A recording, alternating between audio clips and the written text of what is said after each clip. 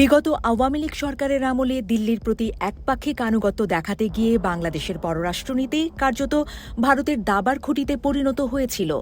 বন্ধুত্ব আর সহযোগিতার আড়ালে ভারতের তথাকথিত আধিপত্যবাদ বাংলাদেশের জাতীয় স্বার্থকে দীর্ঘকাল কোণঠাসা করে রেখেছিল।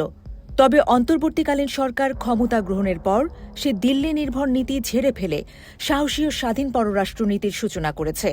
ভারতের অযাচিত আধিপত্যের বিরুদ্ধে কঠোর অবস্থান নিয়ে ঢাকা স্পষ্ট করে দিয়েছে যে বাংলাদেশের স্বার্থই এখন সর্বোচ্চ অগ্রাধিকার। এরই অংশ হিসেবে দীর্ঘদিন উপেক্ষিত পাকিস্তানের সঙ্গে সম্পর্ক উষ্ণ করার উদ্যোগ নিয়েছে সরকার। আঞ্চলিক ভারসাম্য রক্ষায় পাকিস্তানের সঙ্গে সৌহার্দ্যপূর্ণ সম্পর্ক গড়ার যে উদ্যোগ সরকার নিয়েছে তা এখন এক অনন্য উচ্চতায় পৌঁছেছে। দীর্ঘ বিরতির পর আবারও শুরু হতে যাচ্ছে ঢাকা করাচি সরাসরি বিমান যোগাযোগ।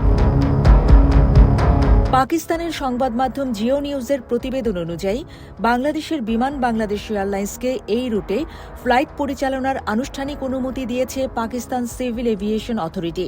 ক্ষমতাচ্যুত শেখ হাসিনা নেতৃত্বাধীন আওয়ামী লীগ সরকারের পতনের পর থেকে দুই দেশের পারস্পরিক সম্পর্কে বেশ অগ্রগতি হয়েছে। সংশ্লিষ্টরা বলছেন, এই সৌহার্দ্যপূর্ণ সম্পর্কের ফলাফল হিসেবেই পুনরায় সরাসরি ফ্লাইট চালুর সিদ্ধান্ত নেওয়া হয়েছে। সূত্র জানায়, সরকারের পক্ষ থেকে ছাড়পত্র পাওয়ার পর পাকিস্তানের সিভিল এভিয়েশন অথরিটি রাষ্ট্রীয় পতাকাবাহী উড়োজাহাজ সংস্থা বিমান বাংলাদেশ এয়ারলাইন্সকে সরাসরি ফ্লাইট চালুর বিষয়ে অনুমোদন দেয়। প্রতিবেদন অনুযায়ী প্রাথমিকভাবে চলতি বছরের ৩০শে মার্চ পর্যন্ত এই ফ্লাইট পরিচালনার অনুমতি দেওয়া হয়েছে। আর চলতি মাসের শেষের দিকে বাংলাদেশ ও পাকিস্তানের মধ্যে সরাসরি ফ্লাইট চালু হতে পারে। এর আগে পাকিস্তানে নিযুক্ত বাংলাদেশের হাই কমিশনার ইকবাল হোসেন খান বলেছিলেন, বিমান বাংলাদেশ এয়ারলাইন্স করাচি রুটে সপ্তাহে ৩টি ফ্লাইট চালুর প্রস্তুতি নিচ্ছে।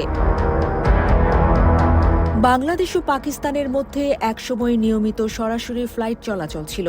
স্বাধীনতার পর ৮০-এর দশক ও ৯০-এর দশকে পাকিস্তান ইন্টারন্যাশনাল এয়ারলাইন্স এবং বিমান বাংলাদেশ এয়ারলাইন্স ঢাকা করাচি ঢাকা লাহোর রুটে ফ্লাইট পরিচালনা করত। ব্যবসা, চিকিৎসা, শিক্ষা ও পারিবারিক যোগাযোগে এসব ফ্লাইট গুরুত্বপূর্ণ ভূমিকা রাখত।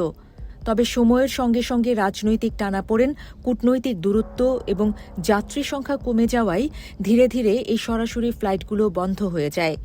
বিশেষ করে ২০১০ সালের পর আওয়ামী লীগ সরকারের আমলে পাকিস্তানের সঙ্গে সম্পর্ক শীতল হতে থাকে।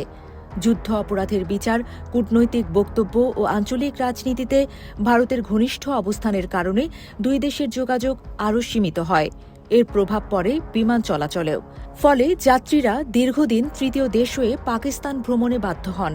সাম্প্রতিক সময়ে আবার সরাসরি ফ্লাইট চালুর উদ্যোগ পাকিস্তানের সঙ্গে যোগাযোগ ও সম্পর্ক স্বাভাবিক করার একটি গুরুত্বপূর্ণ পদক্ষেপ হিসেবে দেখা হচ্ছে।